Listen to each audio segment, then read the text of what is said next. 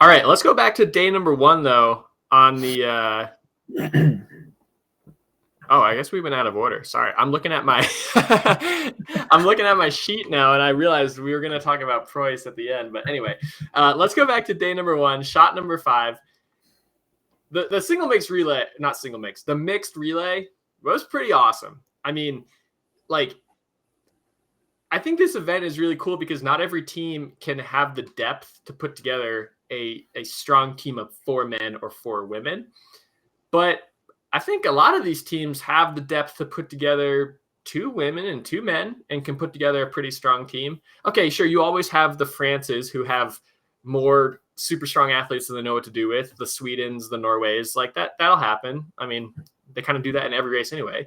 But like when you think about the Americans, the Estonians, Bulgaria, Slovenia, Canada, like there's so many teams that I can think that are sort of in that like middle gap that have like 2 pretty strong athletes of each gender.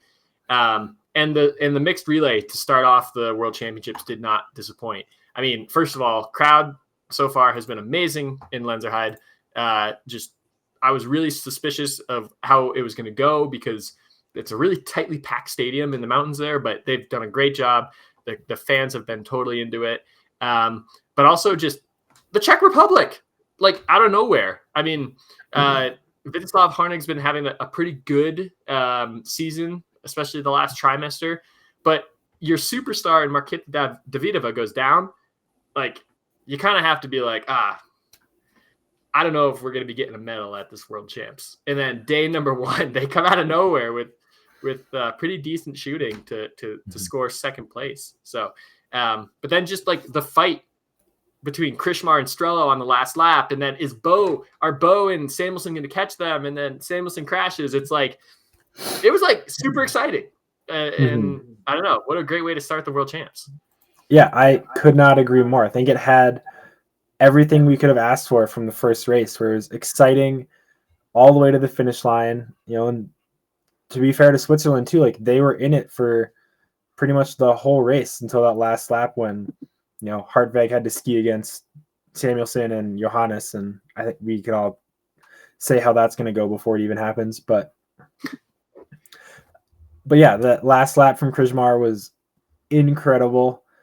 You could see Strello just losing it, kind of every stride.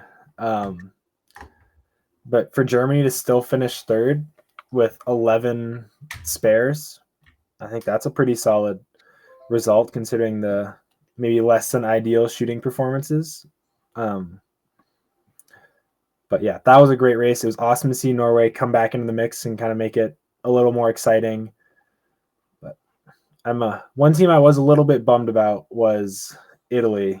I kind of had maybe a little higher hopes, higher expectations, but a penalty loop and 13 spares is just not gonna get it done on a World Cup, and it's definitely not gonna get it done at World Champs. Yeah, my camera died, so you can't see me anymore. But hopefully you can still hear me. Yeah, no, I really thought Italy was gonna do a little bit better, and like, I mean, Tommaso with the miss towards the end did not help their cause, but it was, I mean, and then like it was pretty fun all the way around, like from the beginning too, with Finland starting off pretty well. Like Minkkinen has been having an insane year, and I feel like we just haven't talked about her at all. But I would have loved to see Switzerland be a little bit more into the fight. Obviously, they're under a ton of pressure being at the home World Champs, but yeah, no, I thought it was a great way to start off the World Champs, and I mean, France like slapped everyone, which kind of like, if it comes to those big 3, Sweden, Norway, and France, I don't know. I kind of like it when France kind of gives it to Norway a little bit, and I love on the men's relay side when Jacqueline's like taunting the Norwegians by reminding them how many relays the French men have won. I don't know. There's something about it that I really like. The rivalries, the competition. I think it's pretty good. But yeah, I hate to see Sebastian Samuelson fall on that last lap. And the other thing too was I was reading a little bit about it on social media. There are some quotes from the Norwegians, Johannes Tingus Bo included, like talking about a potential for like a yellow card or something like that to Samuelson for his fall, because like apparently when he fall, that ruined Johannes Tingesbo's chance of catching Strello at the end.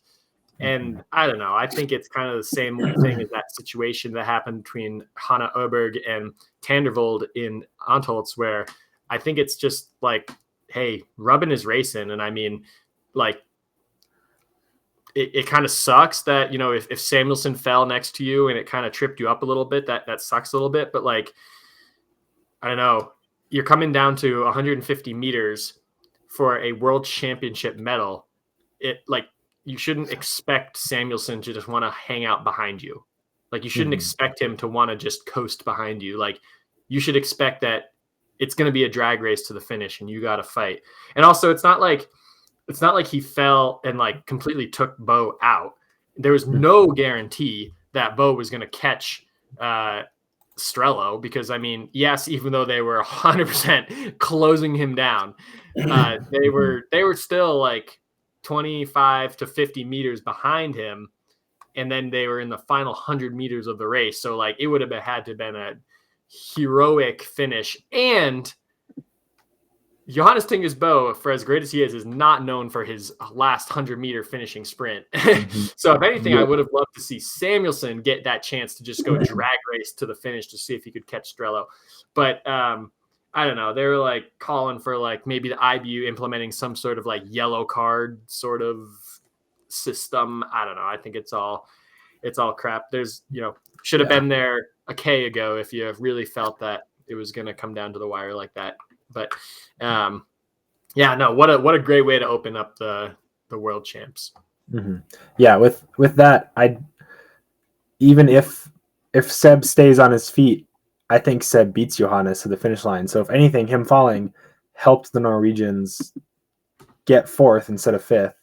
Yeah, I do think maybe Seb, he would have really pushed Strello. I think it would have been really close, but we're never going to know what would have happened. And the crash was all Seb's fault. It didn't look like Johannes kind of impeded him in any way. He just got a little bit too much on his inside ski. You're doing some funky things with the camera. I know. Sorry, I'm just playing around with it. I lost my train of thought. But yeah, the mixed relay I think is a fun race to start any World Champs, Olympics major event, just because it, like you talked about earlier, it does give pretty much every team a better chance of success. And like if a country like the Ukraine, Finland, US, Slovenia, if they have a good race, you're surprised and you're happy for them, but you're not that surprised in a way because it's their top two women and their top two guys, and pretty much every team has pretty good options in those, you know, 4 spots. I think it gets everyone excited. It's a good warm up into it. There's pressure, but it feels like it's more fun. Let's get through the first one, you know, shake it out, see who's in form, see who's not. I don't think there's a ton of pressure to necessarily go out and win that race per se, but all the athletes, like you saw with like Ligrid, could have just, you know, sacked it off and coasted through, but him and Johannes both had the fastest legs of their, you know, respectful third and fourth legs. But what a fun race to kind of start the weekends or the 2 weeks off. Yeah, and definitely shout out to those guys. I mean, with the penalty loop by Tandervold, you know, those guys easily could have just been like, we're out of it, you know.